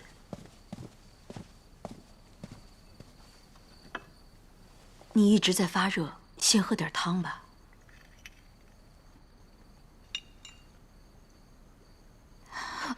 姐姐，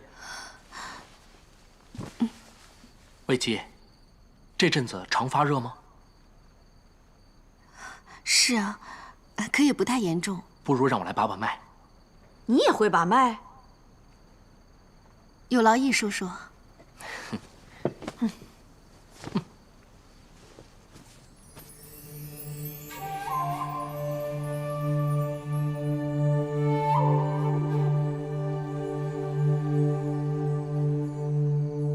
怎么样啊？你倒是说句话呀！魏姬，你果然没病。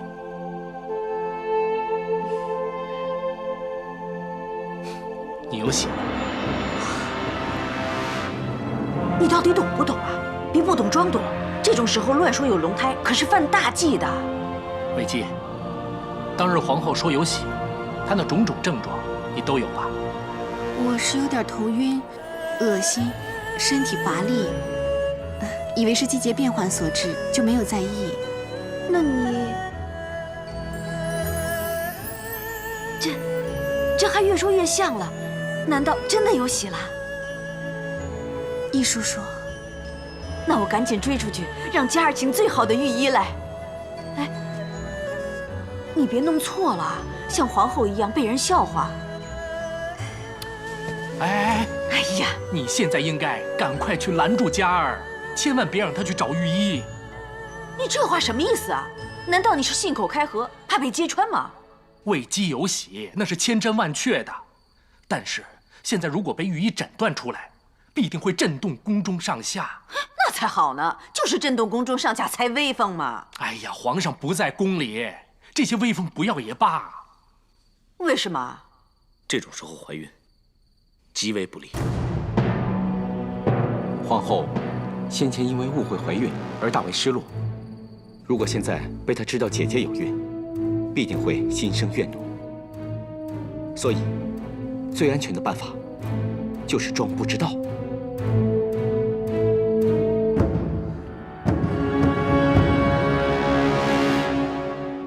各机器的饮食、药用都一切如常，没有人拿什么安胎助孕之药食吧？没有。哼，那就好。皇后，虽说一切如常，唯独兰陵殿那边记录不全。拿来给我看看。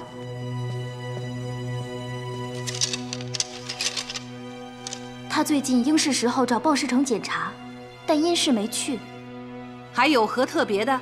魏姬最近甚少露面，平日她都会与沈家一起在庭院打理兰花，但是最近只有沈家一个人去。哦，还有，这阵子他们好像特别奇怪，侍女们也很少和其他人谈话，扔弃东西也遮遮掩掩的。好了，你先退下吧。诺。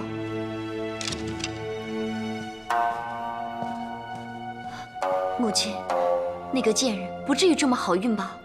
别急，先查清楚。那个贱人要是怀孕却秘而不宣，可就太好了。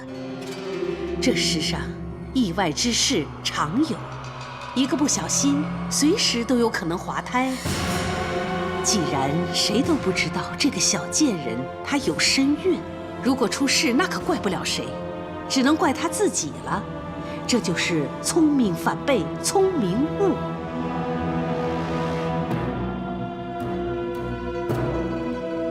你这不是自作聪明吗？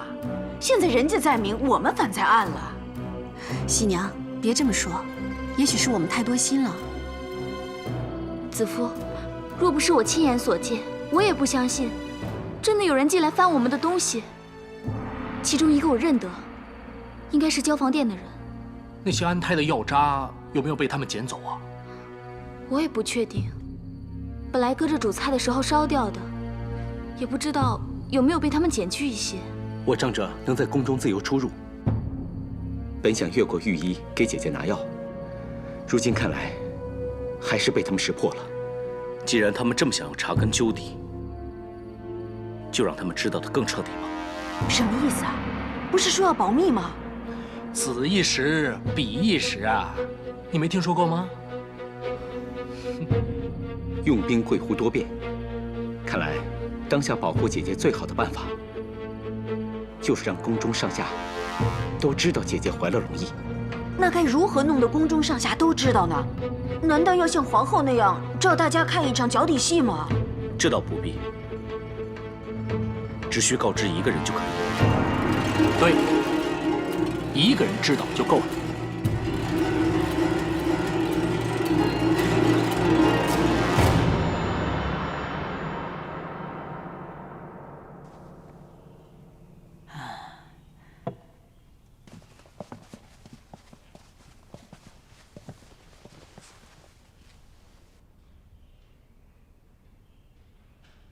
娇儿给太皇太后、皇太后请安。免礼了。参见皇后窦太主。娇儿啊，你来的正好。那个韩嫣还真有本事，算出了皇宫会有急事。太医令证实，魏姬真的是有喜了。啊，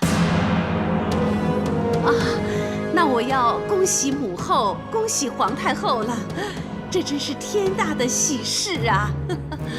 就是啊，我早说魏姬该是第一个怀有龙裔的。果然是啊，祖母终于有曾孙儿了，孙儿也为祖母高兴。娇儿就是识大体，知哀家的心呐。过来，过来。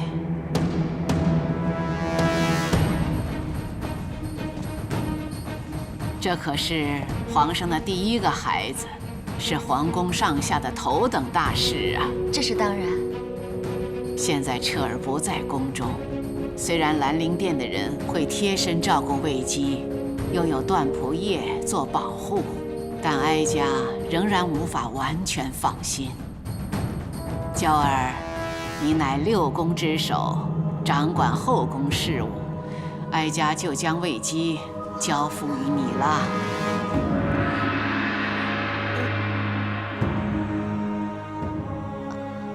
由你负责保护龙翼，哀家就安心多喽。谢祖母信任，不过保护龙翼责任重大，孙儿恐怕……难道娇儿要祖母整天担惊受怕不成？不，怎么会呢？只是母后，你放心，娇儿她懂得轻重的，一定不会掉以轻心。是，娇儿定会竭尽所能，带领后宫姐妹好好照顾魏姬和她的胎儿，不让皇祖母忧心。好，一国之母许下承诺，哀家自然无需忧心。谢皇后。